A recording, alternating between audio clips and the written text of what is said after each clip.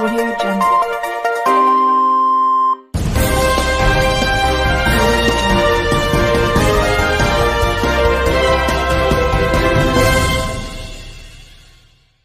फक्त भाजपने मला यास आमंत्रण दिलं होतं असं मला वाटतं इतकी लाचारी मी पहिल्यांदा बघतो राजकारणामध्ये.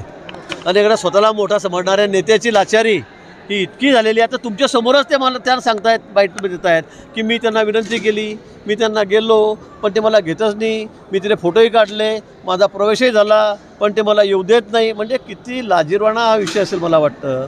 आणि मला त्याची कीव यायला लागलेली आता. कारण आपण काय बोलतोय, रोज काय स्टेटमेंट देतोय. एकीकडे म्हणता मी भाजपचा प्रचार केला, एकीकडे आमदार ते राष्ट्रवादीचे आहेत.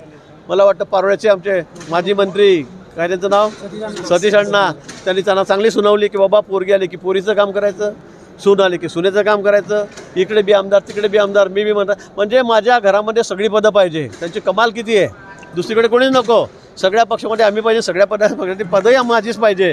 ही भूमिका त्यांची त्या ठिकाणी आहे. मला वाटतं आता ते लोकांना कळायला लागलेलं आहे. त्यांनी काही बडबड केली आणि किती अश्लील बडबड केली तर माझ्या मतदारसंघामध्ये लोकांचा विश्वास माझ्यावर आहे. मी कामावर मोठा आहे, मी रात्रंदिवस काम करतो, लोकांच्या सुखदुःखाचा वाटेकरी आहे. आमचे सगळे कार्यकर्ते रात्रंदिवस तुम्ही बघता, जळगाव असेल, मुंबई असेल, पुणे असेल, नाशिक असेल, रुग्णांची आम्ही केवढी मोठी आरोग्य सेवा त्या ठिकाणी देतो आहे. त्यांना म्हणा की 2 लोकांना घेऊन गेले का, बोंब पडली का म्हणा तुमची मुक्तानगरमधून पेशंटना न्यायची का त्यांना मदत करायची. त्यांनी सांगावं मला, एखादा माणूस ठेवला आहे का मुंबईमध्ये जळगावमध्ये कोणाला मदत करायला.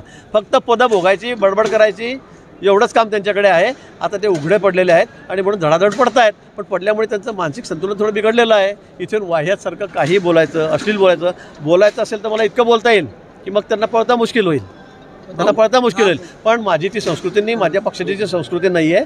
आणि म्हणून त्यांनी काय बोलायचं त्यांनी बडबड करू द्या. एक वेळेस येईल त्यावेळेला मी त्यांना त्याचा हिशोब सगळा चुकता करेल. मला वाटतं इतकं हास्यास्पद विधान स्वतःच्या मतदारसंघामध्ये तर काही बोंब पडली नाही. बोदवडला जाऊन पाहता महिनाभर पिण्याचं पाणी मिळत नाही. मुक्ताईनगरची अवस्था काय आहे, लोक शिव्या घालतायत त्या ठिकाणी. मग तुम्ही एवढं तुमचा मतदारसंघ सोडून माझ्याकडे कशाला विकास करायला आले. तुमच्या मतदारसंघामध्ये काही दाखवलं असतं ना लोकांना, मग अशी नामुष्की तुमच्यावर पडायची आली नसती. Press the bell icon on the YouTube app and never miss another update.